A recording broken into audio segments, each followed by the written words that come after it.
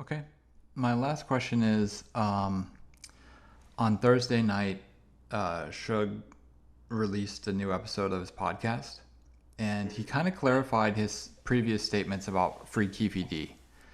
And what he said was, that a lot of people were curious about why he said free Keefe D. And he said him and Keefe D have history, that they know each other and they go back, and that he said if it's true what Keefe D said, then Keefe D is safer in prison than he is on the streets, and that he doesn't want to see anybody in prison, he doesn't want to see anybody in jail, but that if what he said is true, that he's safer in prison.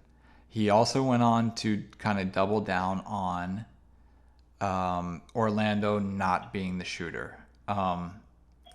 In my opinion, I believe he thinks Big Dre is the shooter, but obviously we spoke before when he said the free Keefe D thing, so I just wanted to tell you his clarified statements from the other day and get your reaction to those. I find it always kind of difficult to respond to anything Suge Knight says. He's so unreliable, and everything has to be taken with a grain of salt. Clearly, Keefe D's confessions have been in the public forum for years and years and years, and Keefe D has survived just fine, living in Vegas or going back and forth to LA, because it was no secret that he had confessed to the murders. That had been made public back in 2011. So for 12 years, essentially, he's been getting along just fine in the public. It seems to me he would have more problem in jail being known as Tupac Shakur's killer. So I don't know. Suge's there, I'm not. Maybe he has a different understanding of jail and prison environment. But whatever. In the Orlando thing, I'm still convinced it's Orlando. That's who Keefe D told us it was. He could have just as easily said Dre.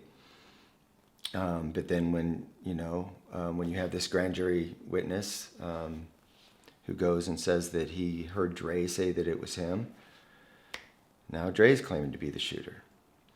I don't know that it all really matters in the long run.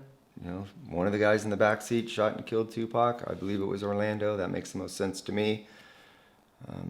And of course, now Suge also has some kind of historical